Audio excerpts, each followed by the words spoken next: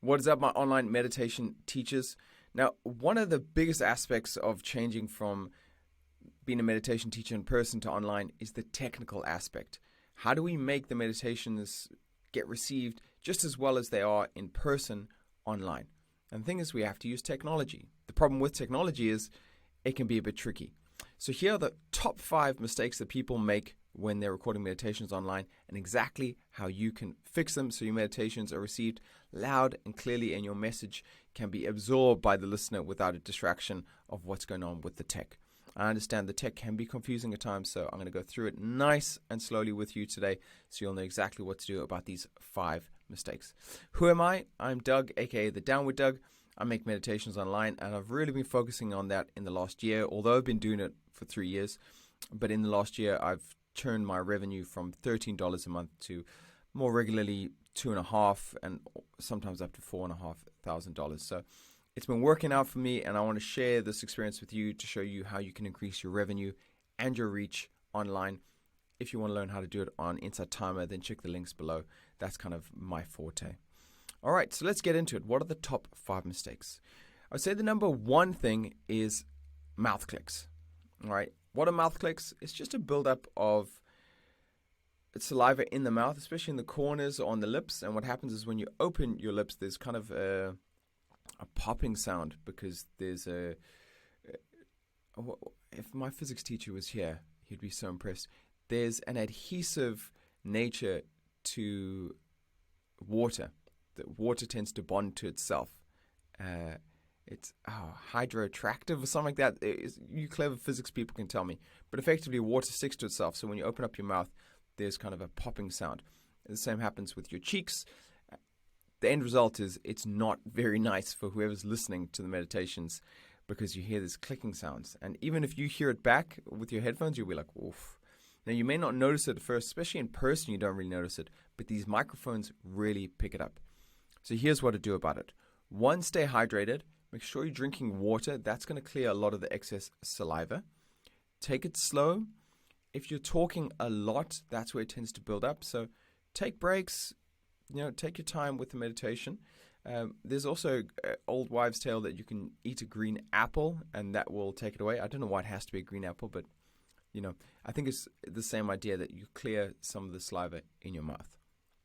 Other thing to do is turn down the gain so it's not picking up everything. You can also use the equalizer to try take off those, but that's a bit tricky. So I would just stick to using water, making sure you're speaking well, and that comes from often a good vocal warm-up. So you can use the sh, sh, sh, sh, sh and the ma, pa, ta, kas. And if you want a whole video on a vocal warm-up, I can do it for you. Just let me know in the comments below. But a vocal warm-up will often open up your mouth and make sure you're speaking correctly so your mouth is moving in a way that is conducive to not having mouth clicks. Now, prevention is always better than cure, so that's how we prevent it. But look, if you get mouth clicks on your track and you're like, I spent ages doing that, don't fret. Listen, it's all going to be okay. Here are some inbuilt effects that can help you. So if you use Audacity, that's a free software app that will help you record your meditations. If you look here, I've got a file in there. If I go to effects, you can see here, it's actually got noise removal, and there's actually a click removal right there. So you can get it there. If you use Premiere Pro, again, go to effects, click, again, automatic click remover. So it's built into a lot of these softwares. So just look for it. It's often called click removal. So that can help you get rid of it. So don't stress if you've got it. Okay. The last thing to say is if you have a good microphone, often that will mediate how much clicking there is, or sometimes, irritatingly, your microphone can be so good that it picks up the clicks. So just be aware. Have a little play around, but definitely listen out for those because that is a turn off straight away. A lot of people listening are going to go, no thanks, I didn't want to really hear your mouth clicking. I wanted to hear the meditation. All right, and that's what it's all about. We don't want to distract from meditation. We want to add to the meditation with the technical stuff. Okay, the next thing is clipping. Clipping is simply when your volume is too high, your input is too high, so it cuts off your words or cuts off the volume to protect the speakers or protect the hardware, I guess. So what this looks like in real time, if I just show you in Premiere Pro, I'm not going to play it out because I don't think the microphone picks it up anyway. But what you see here is this bar here is showing you the volume. So when I play my meditation here, for instance, you can see here it's hovering at around like -12, -18. Let me go a little further back so you can see it more. So I do a lot of my editing in Premiere Pro because I just find it's easier because I used to use a lot of video stuff as a stuntman. So you can see -6 is where we kind of want to be. You can see it's in the green, a little bit in the yellow. But what happens if this volume is too high? Do you see that in the reds? That's what we want to avoid with clipping. And that is just basically saying that our volume is too high, our input volume is too high. Now, this can come from a couple of things. One, the setting on your microphone. If your gain is up too high, it's just bringing in too much sound, and it's making it too hard for the microphone to pick up the right sound that you want. If the volume is too high on your microphone, not your headphones, on your microphone, it's going to clip.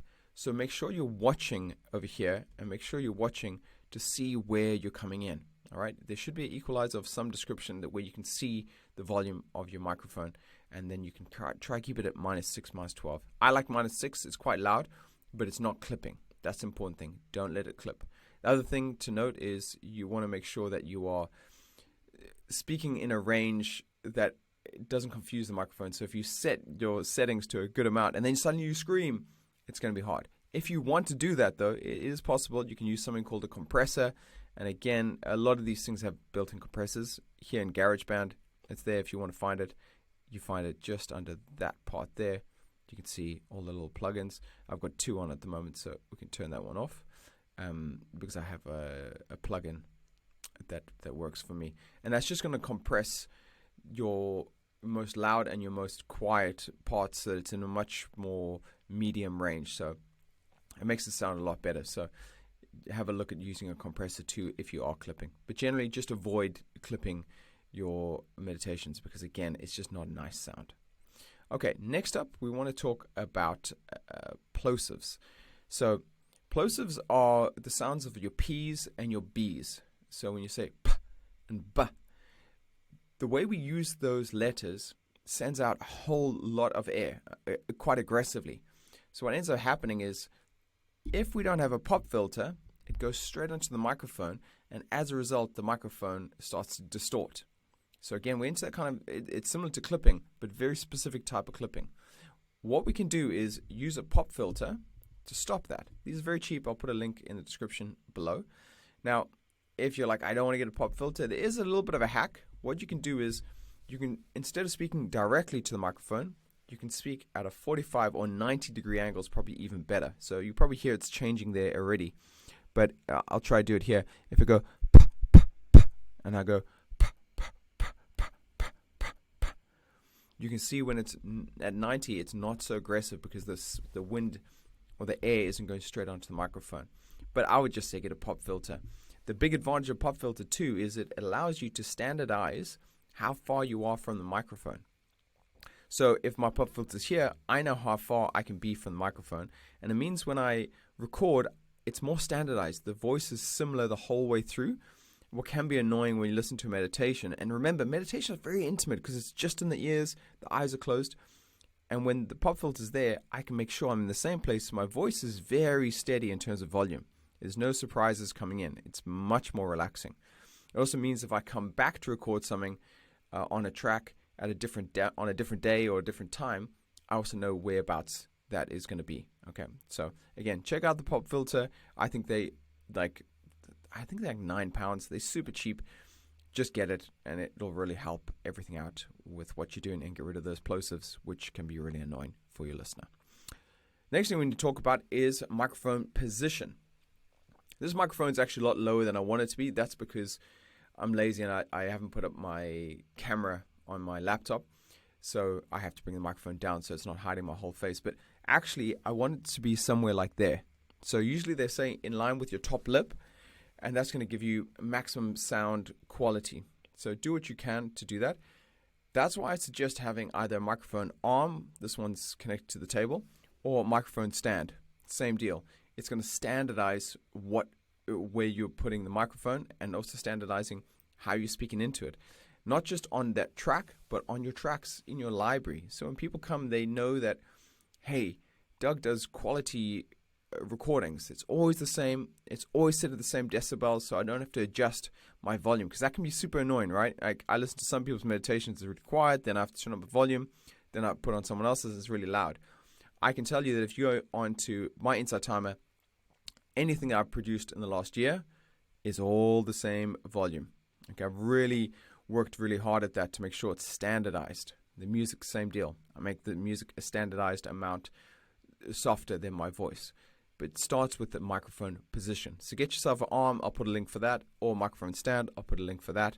Those things can really help, and try and make sure it's on the top lip. Some people will drop it down from the top, and same deal, they try angle it so the top of the microphone is on the top lip.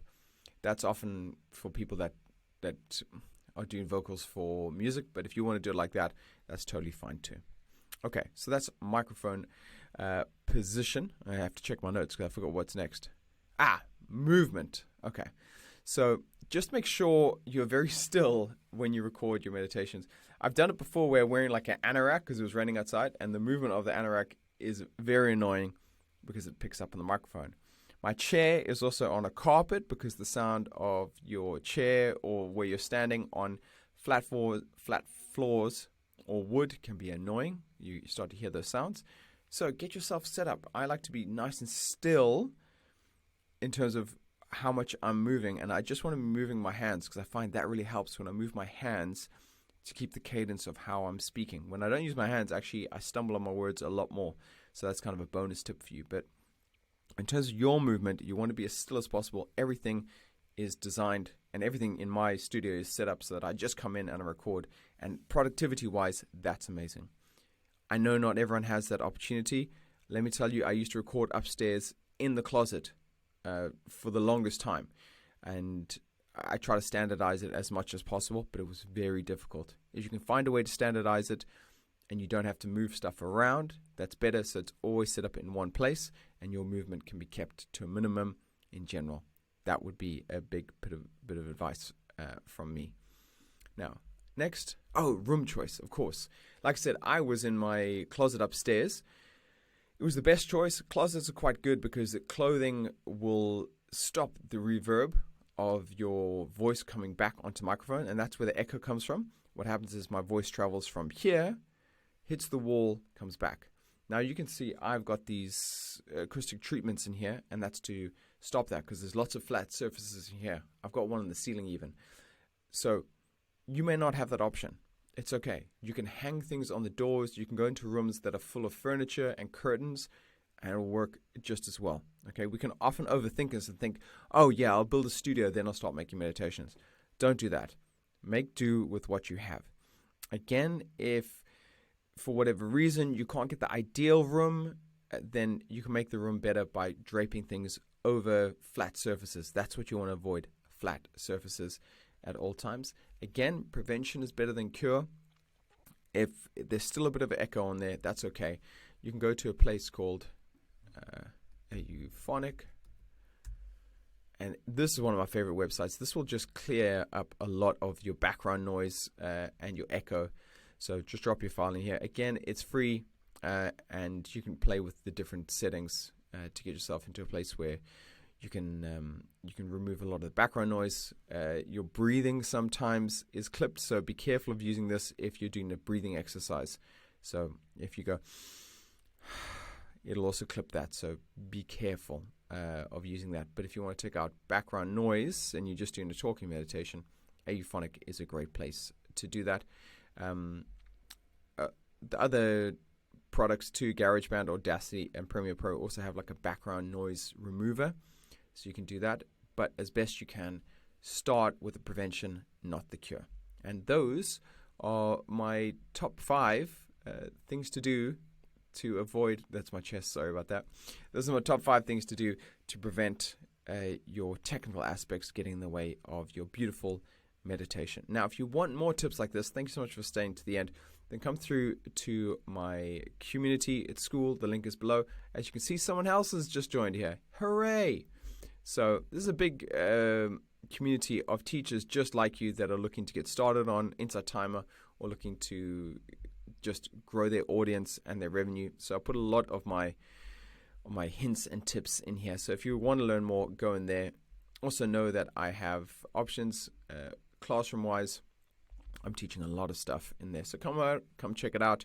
And if you're ready to start making some good money on Insight Timer, then I've got lots of help for you. So it'd be great to see you in there. All right, there we go. Those are my tips for today. I hope you enjoyed. Leave a comment below if there's something else you would like help with. I'm here to help you. So let me know how I can do that. And I will see you in the next video.